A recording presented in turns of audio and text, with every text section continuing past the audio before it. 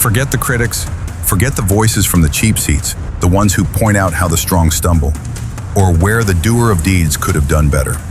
That noise is not your story. Your story is written in the arena. The credit belongs to you, the one whose face is marred by dust and sweat and blood, who strives valiantly, who comes up short again and again, because there is no effort without error. You know this place. You live here.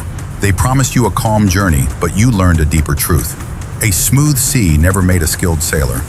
You weren't meant for calm seas. You were meant to command the storm. You learned it with every miss, every fall, every silent drive home after a loss. You learned the gospel of grit from the greatest to ever play the game. I've missed more than 9,000 shots in my career. I've lost almost 300 games. 26 times I've been trusted to take the game-winning shot and missed. I've failed over and over and over again in my life, and that is why I succeed. Failure wasn't your enemy, it was your sharpening stone. It was the refusal to be defined by it that became your anthem. In the quiet moments of doubt, you heard the echo of a rail splitter's wisdom. My great concern is not whether you have failed, but whether you are content with your failure. And you were never content, so you got back to work. You remembered the fundamental rule of the American spirit, the creed of progress. If you can't fly, then run. If you can't run, then walk. If you can't walk, then crawl. But whatever you do, you have to keep moving forward. One foot in front of the other, one day at a time.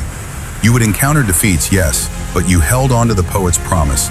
You may encounter many defeats, but you must not be defeated. You understood that while the world is full of suffering, it is also full of the overcoming of it. And in the darkest hour, when the fight felt like it was for your very soul, you found the unshakable resolve of a liberator, the ultimate American choice. There was one of two things I had a right to, liberty or death. If I could not have one, I would have the other.